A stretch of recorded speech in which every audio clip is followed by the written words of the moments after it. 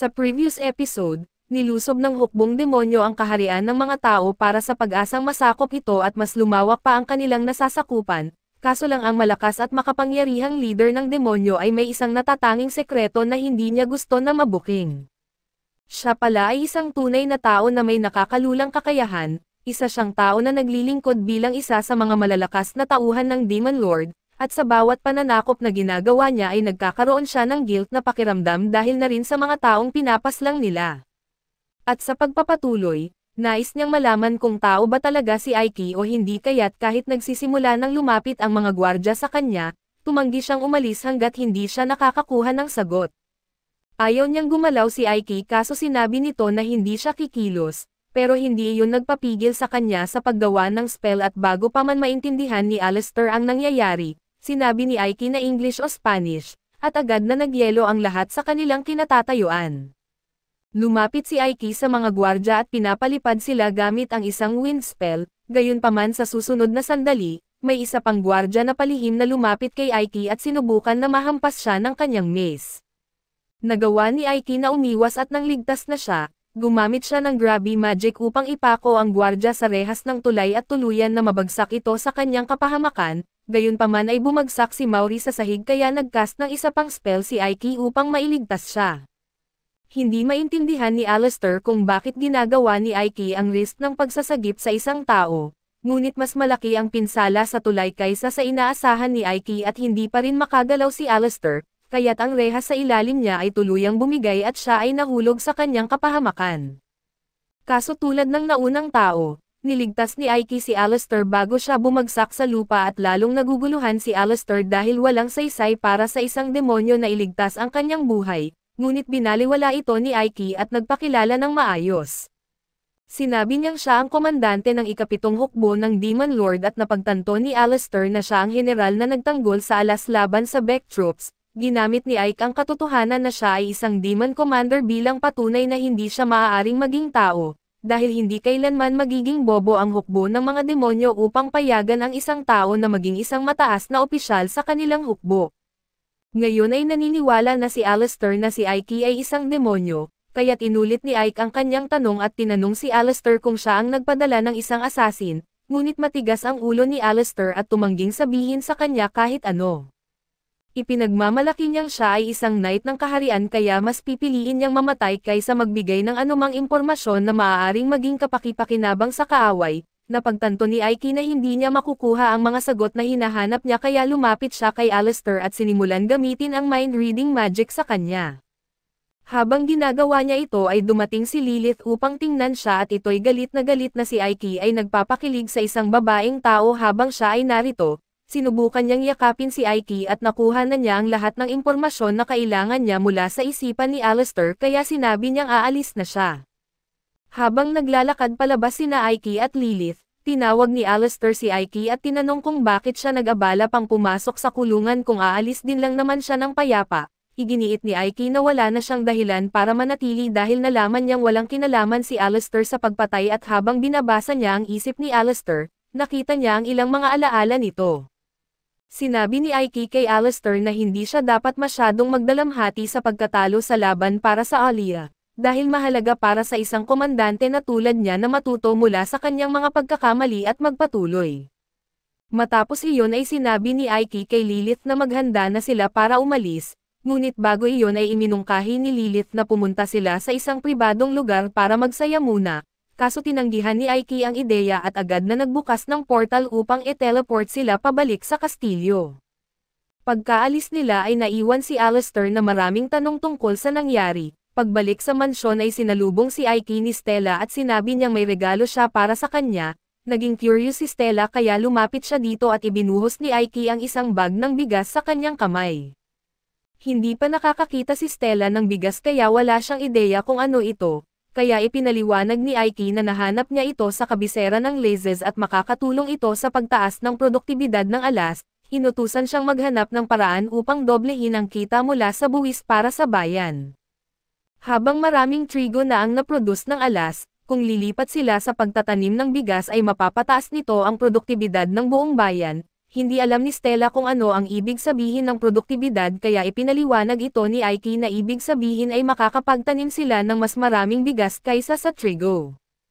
At ito'y nangangahulugang hindi na nila kakailanganin ng maraming magsasaka upang tumulong sa pagtatanim, ibig sabihin nito ay makakagawa sila ng iba pang bagay sa kanilang oras at kaya't sa kabuuan, tataas ang produktibidad ng alas at sa kalaunan ay yayaman ito.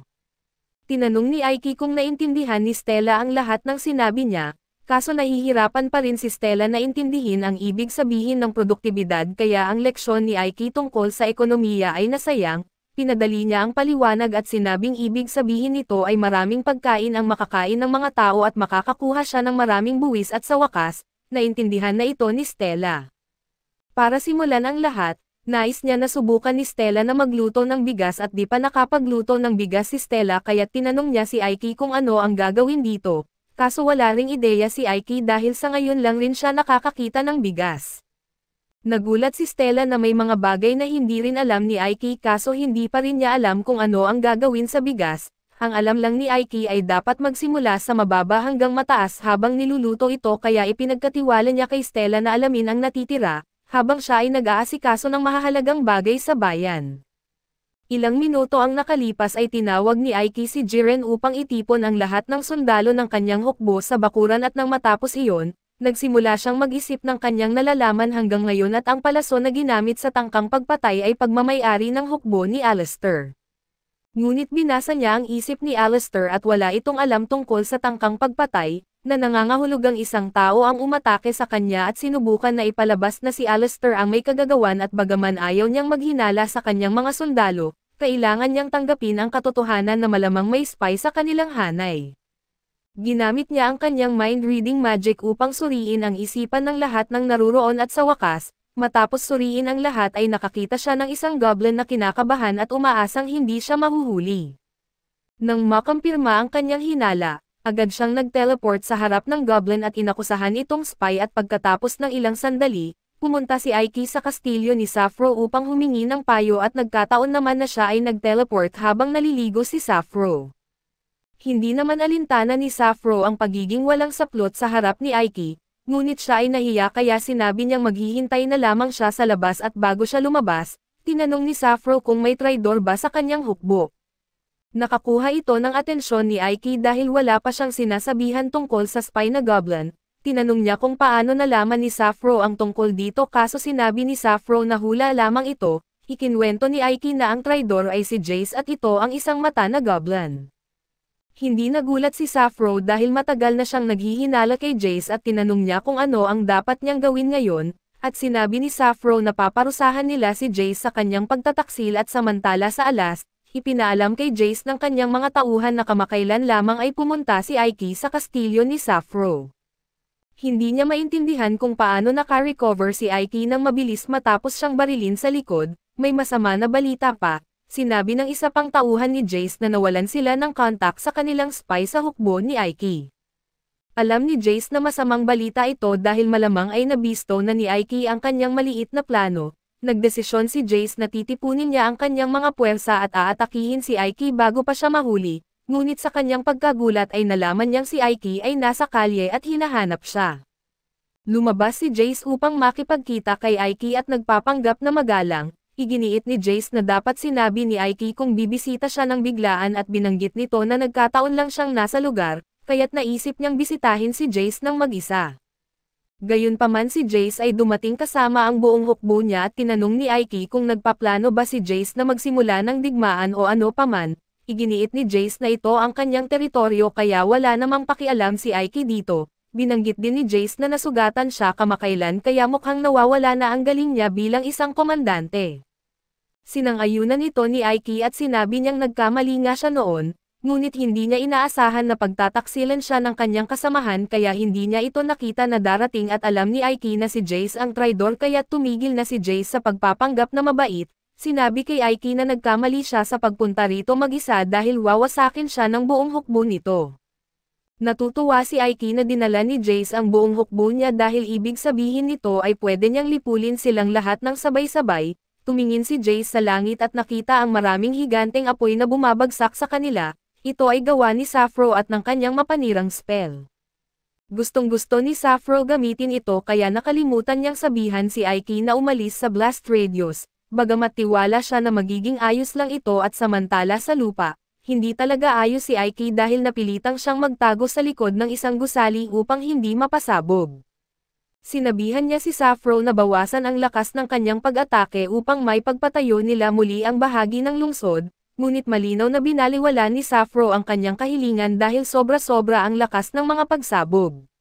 Matapos ang unang wave ng mga pagsabog, sinimulan ni Sappho ang ikalawang bahagi ng kanilang plano habang inutusan niya ang kanyang mga kalansay na sundalo na patayin ang lahat ng mga goblin na nakaligtas.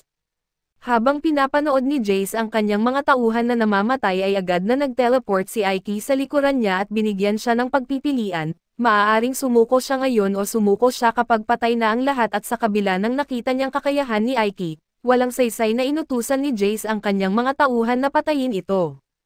Gumamit si Aiki ng wind spell upang maitaboy ang dalawang umaatake sa harapan niya. Ngunit habang ginagawa niya iyon ay sinubukan ng isa pang goblin na saksakin siya sa likod at naghanda si Aiki ng shield upang protektahan ang kanyang sarili, pagkatapos ay inatake niya ang natitirang mga goblin gamit ang kanyang magic.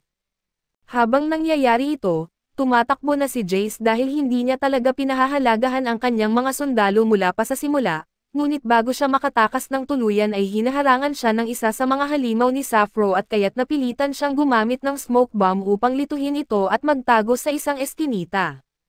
Tumakas siya papasok sa isang portal at lumabas sa kagubatan at sigurado siyang nalinlang niya sina Aiki at Sappho, ngunit bago siya makalabas sa kanyang lihim na daan, binaril siya ni Aiki ng isang fireball.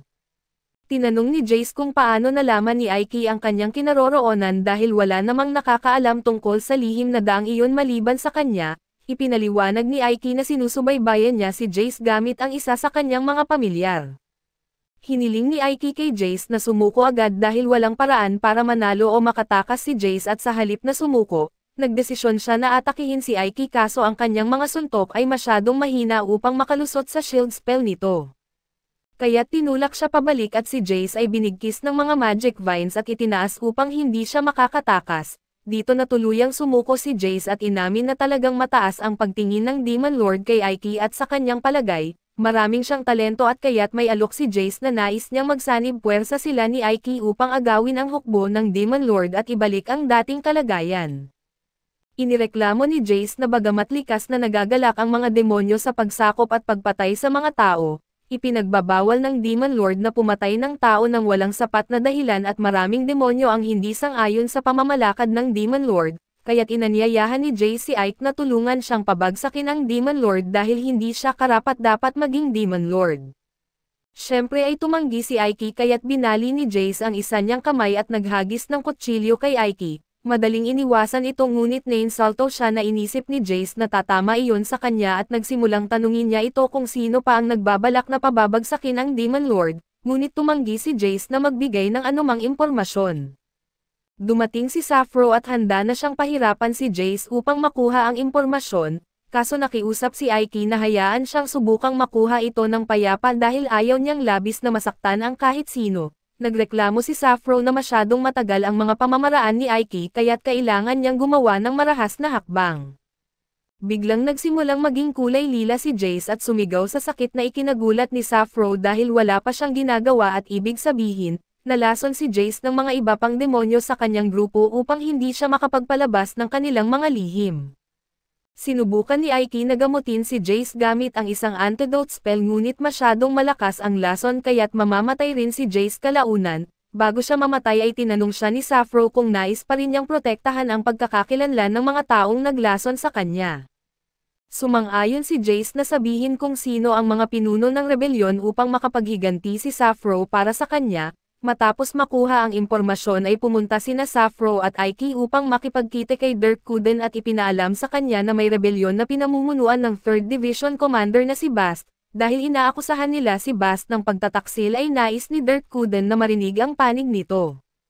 Kaso dito muna matatapos ang ating recap sa bagong anime na ito. Salamat sa inyong panonood hanggang sa muli.